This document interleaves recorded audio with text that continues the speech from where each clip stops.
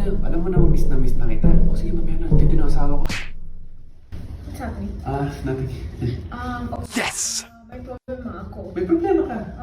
Okay. My friend in Thailand, she's having some problem sending her stuff from Thailand to Dubai. Thailand to Dubai. Yeah. Okay. So, do you have any solution? You still don't know? You still did not watch this too? Which two? There. So, adika mga kabayan, alam nyo ba ang KL Express ay meron ng Thailand to UAE? Sa halagang 39 dirhams lang guys, makakapagpadala na kayo. At kung may business ka man, may special rate sa'yo ang KL Express. Pwede mo nang ipadala ang inyong mga sapatos, damit, sandals, at hindi lang yan. Alam nyo ba pabango guys, pwede mo na rin ipadala dito sa UAE. So yeah guys, Thailand to UAE in just 2 to 3 days. Say goodbye to hustle and say hello to the convenient service. Try KN Express.